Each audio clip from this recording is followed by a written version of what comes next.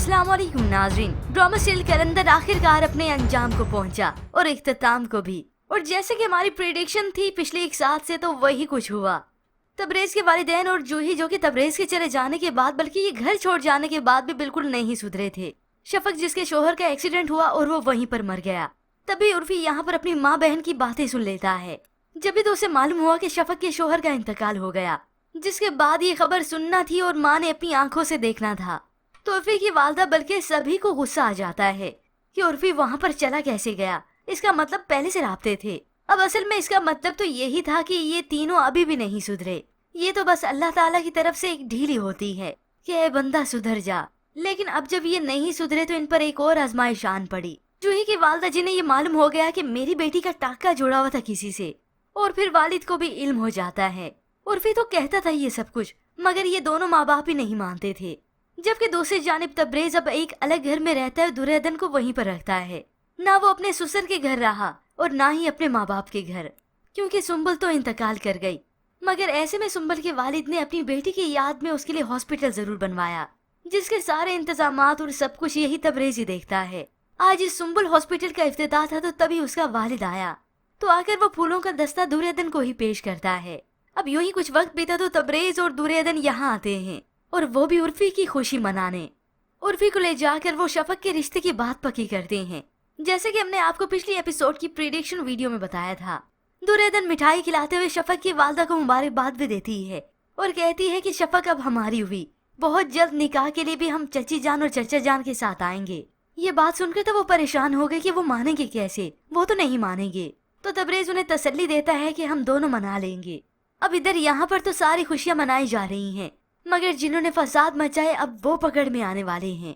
तबरेज के वालिद, जिन्हें अपनी बेटी के करतूतों का इल्म हो चुका है, और साथ ही साथ उन्हें अब ये एहसास हो चुका है कि एक बेटा तो गया सो गया, मगर अब दूसरा बेटा भी हमारे हाथ में नहीं। मैं तो समझ रहा था कि उस पर अपना रौब जमा कर उसे अपनी मुट्ठी में कर लूंगा, मगर अब तो वो भी अपनी करने लगा है। मगर सबसे ज्यादा ये वालिद तो अपनी बेटी से नाराज हैं, क्योंकि उन्होंने तो सोचा भी नहीं था कि मेरी बेटी की ऐसी हरकतें होंगी। तुम्हें मैंने कितनी दुआओं से हासिल किया था, मगर उन्हें दुख तो यही है। बेटी मांगी थी, रहमत मांगी थी, मगर ये तो जहमत बन गई, हमारा घर उजाड़ गई। तभी वो अपनी गलती, अपने गुनाहों का एतराफ भी करने लगे। हम गुनहगार हैं। देखो, दुर्योधन को तबरेज मिल गया और मुझे कुछ नहीं। ये वीरान घर तो इन बूढ़े कांधों पर, और जवान बेटी की तलाक का बोझ मेरे कांधों पर। अब सदमा तो उन्हें अपनी बेटी के दुख का है ही, और साथ ही उन्हें अपनी गुनाहों का भी एहसास है, क्योंकि यही तबरेज का वालिद ही था जो पैसों की खातिर अपनी बेटी बीवी की बातों में आ गया। इवन के तबरेज को कहता भी रहता कि हमें तो पैसा बटोरना है। अब क्या मालूम कि यही सारा पैसा उसके ससुर का, इसी तबरेज का हो चुका है। यानी सुम्बुल के वालिद अपनी पोती के नाम अपने मरने के बाद सब कुछ उसी का कर चुके हैं। खैर, अब यहाँ पर बाप को तो अकेले होने का सदमा है, और तभी ये सारे दुख अपने दिल पर लेते हुए उसी वक्त उन्हें हार्ट अटैक हो जाता है। ये देखकर तो अब जूही को तड़प उठती है, अब्बा अब्बा क्या हुआ। और तभी इमरजेंसी की सूरत में उन्हें अस्पताल लेकर गए। यही दुर्योधन थी जो तबरेज के साथ और शफक उर्फी के साथ हॉस्पिटल में आती है। सारे एक ही जगह जमा हैं, मगर जूही को अब एहसास हुआ कि उसने बहुत गलत किया। अगर अब्बा को कुछ हो गया तो मैं खुद को कभी माफ नहीं कर सकूंगी। तबरेज अपनी बहन को देखता है तो समझ गया कि शायद अब भी इसका ड्रामा हो, इसीलिए उसके दिल पर फिलहाल कोई असर नहीं पड़ता, और होप्स यहाँ पर अब तबरेज के वालिद का इंतकाल हो जाए। तो इस जूही को एहसास नदामत और भी शर्मिंदा करने लगा। दुर्योधन से उठकर माफी मांगती है। दुर्योधन, मैंने तुम्हारे साथ कितनी ज्यादतियां की, मैं बहुत शर्मिंदा हूँ। और तभी वो दुर्योधन से अपने लिए सजा मांगने लगी कि आज मैं उफ तक नहीं करूंगी, जो मर्जी मुझे सजा दे दो। तभी हाथ जोड़कर उसे माफी मांगती और फिर शफक से भी।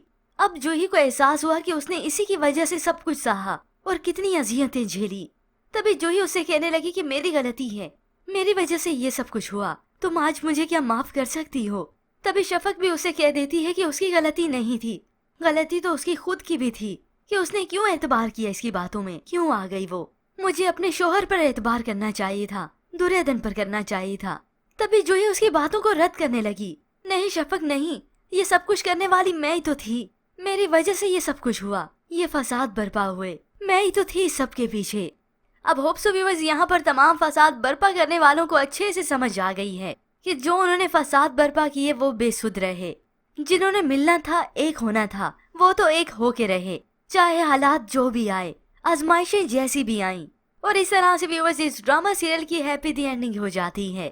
پر ویورز آپ کو کیا لگتا ہے کہ تبریز کے والد کا انتقال ہو چکا ہے یا پھر اتنے دکھ جھیلنے کے بعد ابھی بھی وہ زندہ رہیں گے؟ مزید ڈرامہ ریویوز کے لیے آپ دیکھتے رہیے اردو ٹی وی.